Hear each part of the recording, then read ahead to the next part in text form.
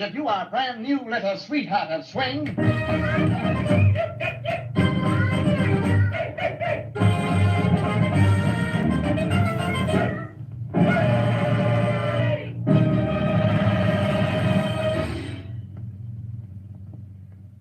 You're listening to Stay Tuned, the show for animation lovers, recorded live on YouTube and also streaming on Patreon.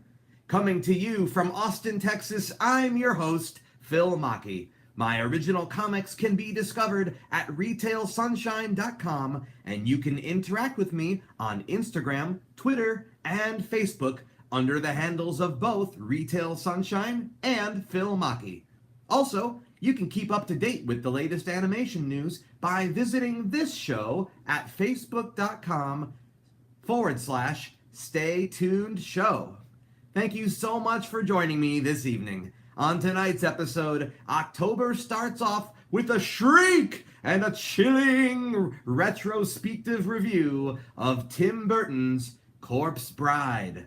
With the film's recent 13th anniversary, I can't think of a better way to lead up to Halloween. All that, and you'll have a chance to share your thoughts, questions, and opinions with me for a live Q&A after the show.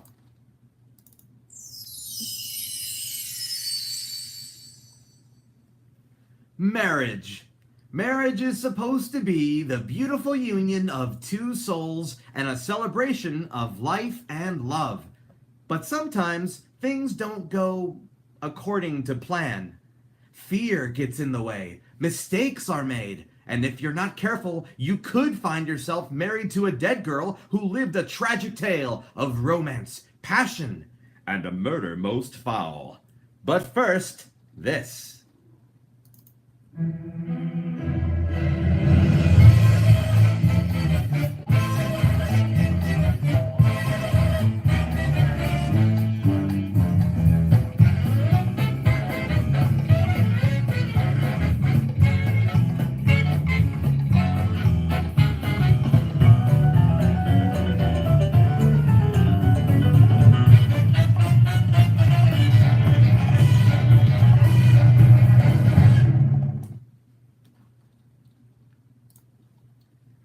There's an undeniable magic in animation.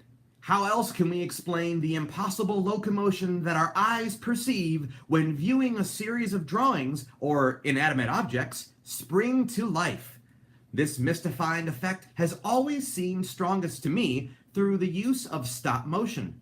The process of moving bits of clay, or in this case puppets, millimeters at a time in between snapshots would be daunting even to gluttons for punishment.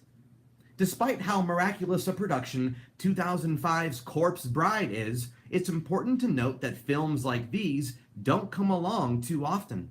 When they do, it's primarily thanks to two things. One, a director and or company who really wants the project to happen, in this case Tim Burton, and two, the established success of The Nightmare Before Christmas.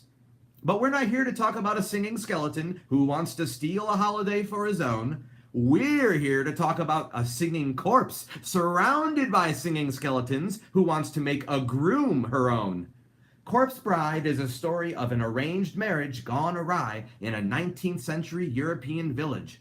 Between the Van Dort family, common snobs who have recently come into money, and the Everglot family, formerly wealthy snobs who long to be wealthy again, but are still snobby about it. Victor and Victoria, a cute, albeit strange film reference, are about to be married, having never met. There are nerves on both sides, but things get so bad for Victor that he makes an absolute mess of his vows and accidentally sets his future mother-in-law on fire. Not a cool way to start off wedded bliss.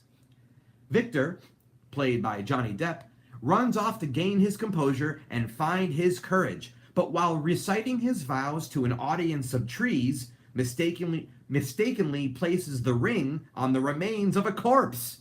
Feeling down already, this mishap of matrimony takes Victor the rest of the way.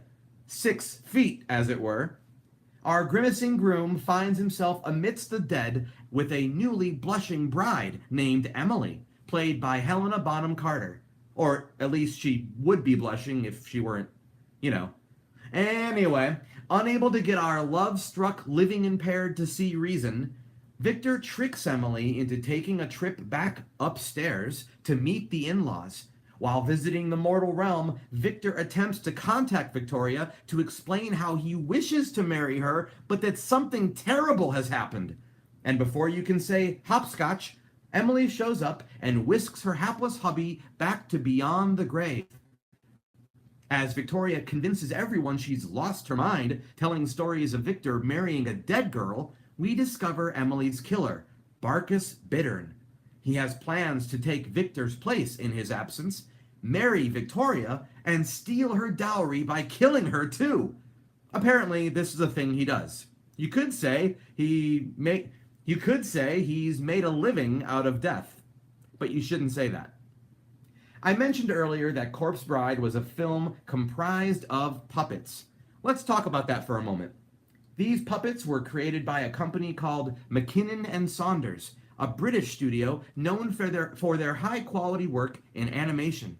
In fact, it was their amazing efforts on Burton's Mars Attacks film that inspired his use of their studio for both Corpse Bride and 2012's Frankenweenie. The primary three characters of Emily the Corpse, Victor, and Victoria had elaborate golf ball-sized heads filled with the mechanisms necessary for complicated facial expressions. This brilliant feat in mechanics won the studio the UB Iwerks Award for Technical Achievement. The puppets themselves, of which there were over 200 produced, were roughly 17 inches in length and inhabited large sets. These sets contained trapdoors, giving the animators the additional access necessary to manipulate the puppets before the next shot was taken. Painstaking work was made to create the look and feel of a movie shot on film, and though that was the original plan, Corpse Bride was shot digitally. The look of the sets furthers the tale. While the drab living adorn sepias and grays, the land of the dead defies logic, using a vibrant color palette with real soul. It all serves the story well, illustrating a life of restraint, hardships, and misery, all to make way for ethereal jubilation and rejuvenation in the land of the dead. Story-wise, it's all fairly straightforward, but between the jabs at married life and the abundant puns regarding, well, dead stuff, Corpse Bride deliciously mixes the mundane with the macabre. Personally, I found the reveal of Barkis Bittern's motives to be a little too on the nose, but because of the captivating visuals, this isn't a huge problem, since it's all such a treat to behold. And speaking of story, the bare bones of this tale were based on the 16th century Jewish folklore of Rabbi Isaac Luria. A Kabbalistic story called The Finger was the inspiration for this creepy film. And though it is a decidedly gruesome concept, marrying a talking, decaying cadaver, co-screenwriter John August explained that in order to keep it family-friendly, the darker elements were toned down some. Indeed, Emily is a lovely-looking character, and aside from having cerulean skin, suffers only some minor visual damage and the occasional lost limb. However, what this kid gloves approach does ultimately is make Emily and the rest of the Land of the Dead residents come across as additional characters, not monsters. The dead, while certainly poked fun at, are people too. And when the two worlds collide for the ultimate reception, family members reunite, and loved ones get to enjoy an unexpected second chance together. As opposed to, a scene straight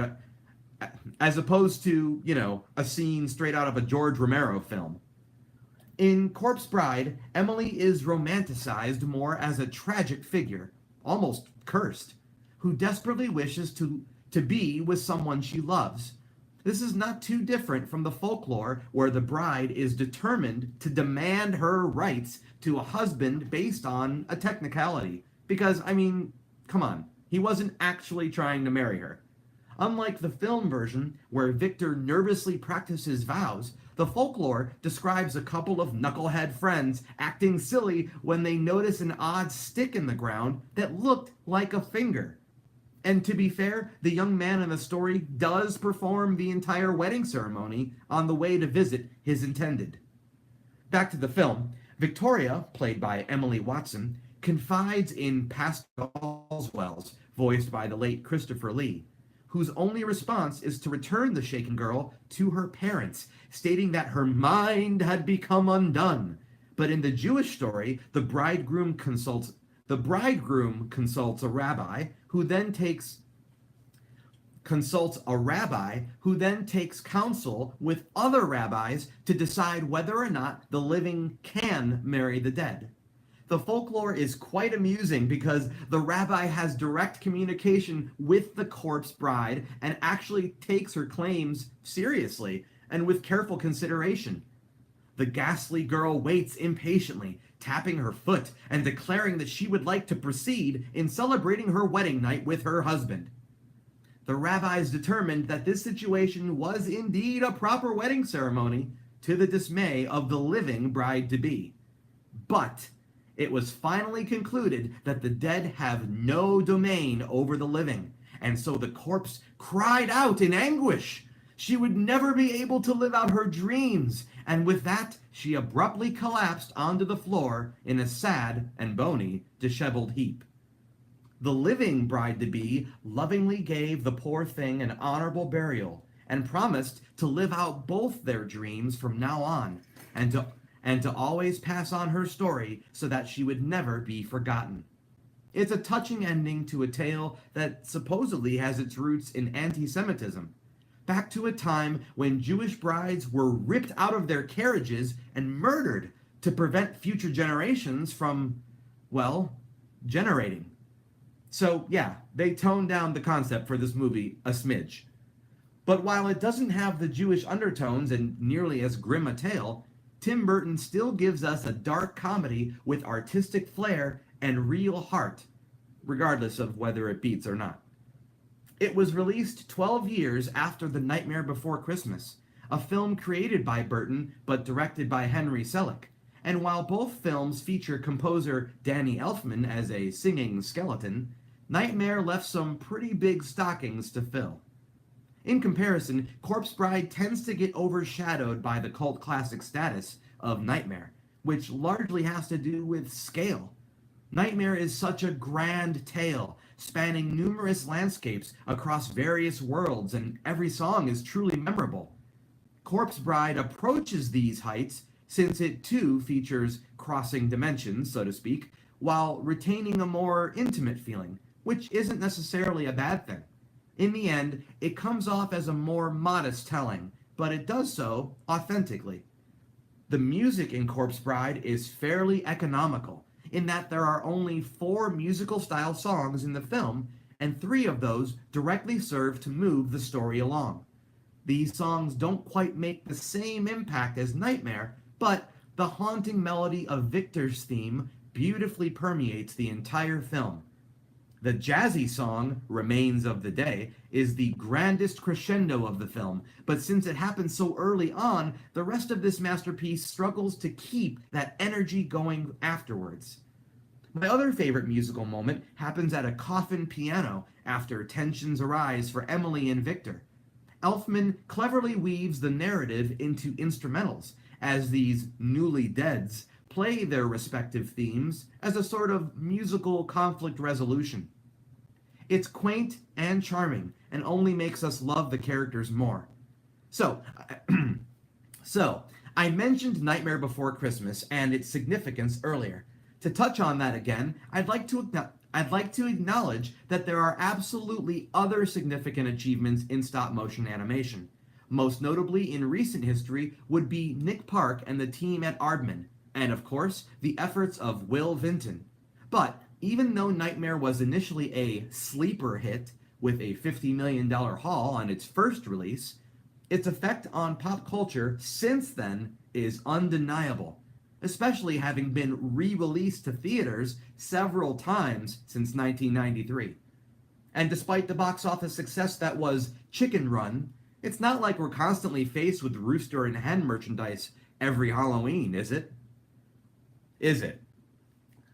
Nominated for an Oscar for Best Animated Film at the 78th Academy Awards, Corpse Bride ultimately lost out to another stop-motion film, Wallace and Gromit: The Curse of the Were-Rabbit.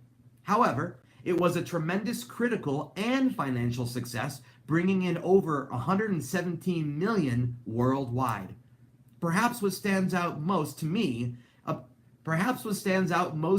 about the movie is the incredible way that Burton's original character designs were physically realized.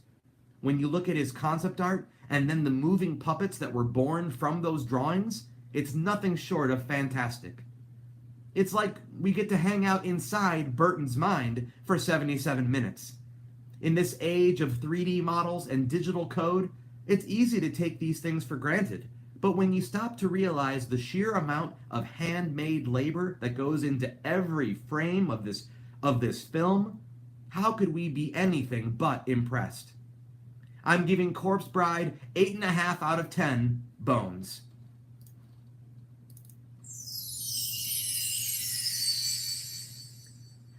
As always, we're about to take a short intermission where we'll listen to a little music from tonight's feature.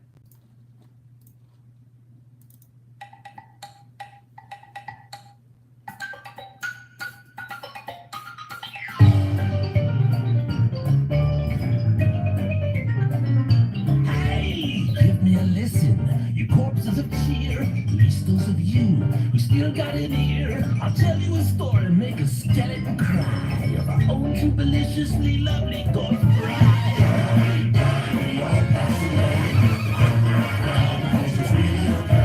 You might try high, you might try brave, but we all end up the remains of the day.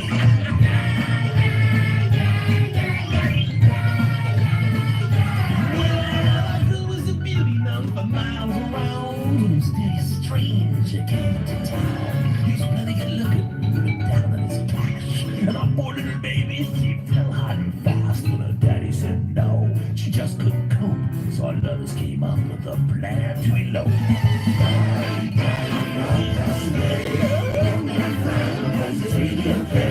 You might try and hide, you might try and play, but we all end up the remains of that day.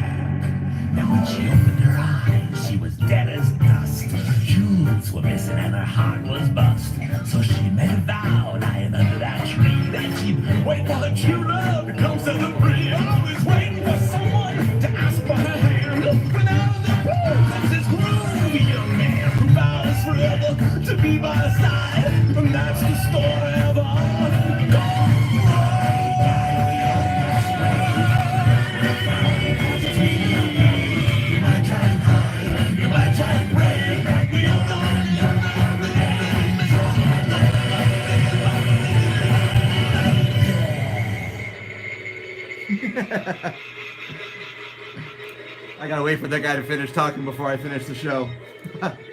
Oh, man. There we go. That was Remains of the Day from Tim Burton's Corpse Bride, composed by Danny Elfman. Besides composing 4 original songs and the entire score for the film, Elfman also performed the role of Bone Jangles. This Cab Calloway-inspired bandleader may seem like a small role, but his big musical number stands out as a real showstopper. In a way, Bone Jangles even calls to mind Elfman's work as lead singer of Oingo Boingo, a band that was no stranger to percussion or skeletons.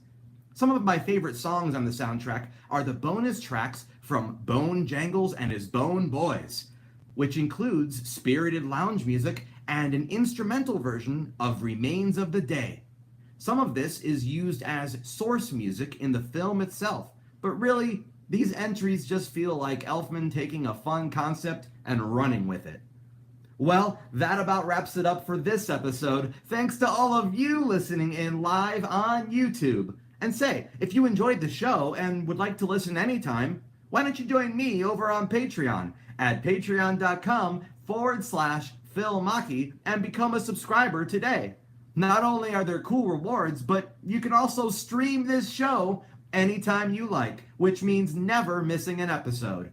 I've been Phil Machi, you've been a wonderful audience, and until next time, keep those eyeballs in their sockets, those ears open, at least those of you who still got an ear, and be sure to stay tuned.